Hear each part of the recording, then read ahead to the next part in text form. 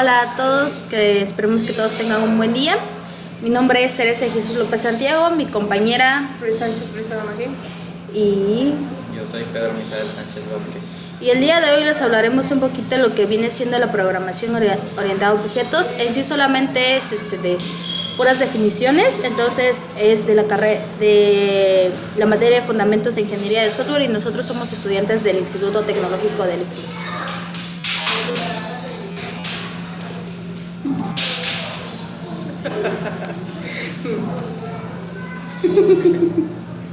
Y otro de rato sí. Bueno, como ya habíamos comentado, esta es una pequeña descripción de lo que viene siendo la programación orientada a objetos. Y en este caso lo que vamos a hacer es explicarles un poquito lo de programación orientada a objetos. Entonces, en este caso tenemos programación orientada a objetos, clases, objeto, atributo, método, abstracción, herencia y polimorfismos, de lo cual son los que vamos a tratar en este pequeño video. Como primer punto tenemos lo que es la clase. Entonces sabemos que una clase es una entidad abstracta. Entonces existe un tipo de clasificación de datos, define el comportamiento de los atributos y un grupo de estructura y de comportamiento similar. Entonces, a diferencia de lo que viene siendo un objeto, que es una instancia de clase, que más adelante claramente les explicaremos. Entonces, aquí tenemos una demostración de lo que viene siendo una clase y un objeto, pero en sí lo que la clase tiene que ser, tenemos que verificar lo que viene siendo class, coche, string, el color, ya que en este caso, bueno, en este ejemplo, ahorita les estamos presentando, las variables son privadas, y entonces como tenemos que meter un color, velocidad, tamaño, dependiendo de la clase, entonces en este caso el color, el int, que es velocidad, flow y el tamaño, porque como todos sabemos tenemos como un método para el momento de estar llamando, ya sea doble, booleano, números y esas cosas. Entonces aquí como vemos es en esta parte como se marca, esta es la pequeña sobrecarga de lo que viene a avanzar del ejemplo. Entonces, como bien ya mencioné, son métodos distintos los dos, porque aunque tengan el mismo nombre, tienen distintos argumentos, tienen una distinta funcionalidad, lo que viene siendo entre una clase y un objeto. Ahora bien, A continuación, vamos a ver lo que son los objetos en programación orientada a objetos. Los objetos, un objeto puede ser cualquier cosa, desde una piedra hasta una casa. Los objetos también tienen sus características y sus valores. A continuación leeremos lo que dice en la presentación. Los objetos son representaciones simples, complejas, reales o imaginarias de cosas. Por ejemplo, un reloj, un avión, un coche.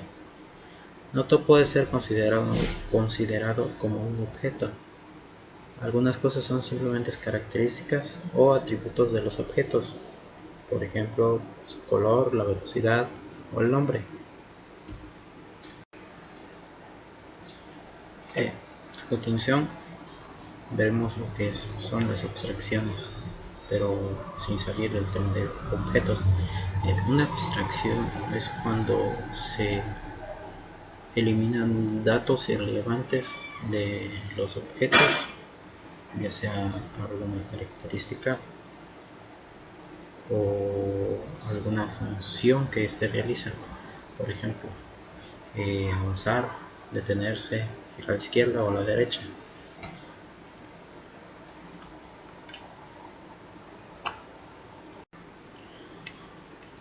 Siguiendo el ejemplo del coche, se crea la clase coche con sus respectivos valores, características y respectivos constructores, y tenemos el objeto mi coche, que vamos a llamar a la clase coche ya con valores asignados. Continuando con el siguiente tema, que es atributo. Los atributos son características individuales que diferencian un objeto de otro y determinan su apariencia, estado u otras cualidades. Los atributos se guardan en variables denominadas de instancia y cada objeto particular puede tener valores distintos para estas variables. Los atributos también son llamados datos o variables miembro. Son proporciones de información que un objeto posee o conoce de sí mismo. Una clase puede tener cualquier atributo o no puede tener ninguno. Primero se declara en el siguiente ejemplo, primero se declara el tipo de dato, que en este caso es string y double, y después se le asigna un identificador, nombre y versión. Las variables de instancia, también denominadas miembro dato, son declaradas en la clase, pero sus valores son fijados y cambiados en el objeto, como se muestra a continuación. La versión cambió a 1.0. Características fundamentales. Los atributos tienen las propiedades siguientes. Los atributos agregan metadatos al programa. Los metadatos son información sobre los tipos definidos en un programa. Todos los ensamblados NET obtienen un conjunto de metadatos especificando que describe los tipos y miembros de tipo de definición en el ensamblado. Puede agregar atributos personalizados para identificar toda información adicional necesaria. Bien, ahora veremos lo que es un método. Un método es una acción o un comportamiento de los objetos. Es una acción que va a realizar nuestro objeto. La estructura de este la tenemos aquí. Public void method. Primero se encuentra el modificador de acceso, después el valor de retorno. En este caso se utiliza void porque no va a retornar nada. Si retornara un entero, se utilizaría public int method o un double. Posteriormente se encuentra el nombre del método y los argumentos con los que va a trabajar dicho método. Ahora mostraré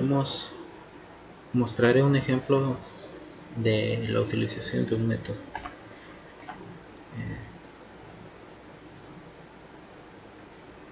Primero se crea en la clase, creamos una clase operación con de atributos de tipo entero con los identificadores número 1, número 2, suma, resta, multiplicación y división. Posteriormente se creó un método para leer dichos números que van a ser ingresados por el usuario por medio de una ventana gracias al JOptionPaint. Posteriormente se crea el método para sumar ambos números ingresados con sus funciones, y asimismo con el método restar, multiplicar y dividir. Continuamos con el tema de abstracción. Para empezar, la abstracción es una descripción de especificación que enfatiza algunos de los detalles o propiedades de algo. La abstracción consiste en captar las características esenciales de un objeto o su comportamiento. Es un método por el cual abstraemos, para la redundancia, una determinada entidad de la realidad de sus características y funciones que desempeña. Son representadas en clases por medio de atributos y métodos de dicha clase. Por ejemplo, ¿qué características podemos abstraer de los automóviles o qué características semejantes tienen todos los automóviles. Marca, modelo, número de cédula, de llantas, cauchos, puertas, ventanas, y sus comportamientos son acelerar, frenar, retroceder, girar a la izquierda, girar a la derecha. Por ejemplo, aquí como dice que tienen al menos un método abstracto sin implementar, sin código, declara la estructura de la abstracción sin implementar completamente cada código. Las clases y los métodos abstractos se definen con la palabra clave abstract. Es abstract en inglés. Por ejemplo, public abstract class figura. Y los que no pueden llevar dicho modificador de abstract son los constructores, los métodos estáticos, los métodos derivados. Ahora, no podemos crear objetos de una clase abstracta. Pueden existir referencias a clases abstractas, pero más hacia los objetos de clases derivadas de la clase abstracta. Podemos heredar de una clase abstracta, y en una clase abstracta puede haber métodos abstractos y no abstractos. Por ejemplo,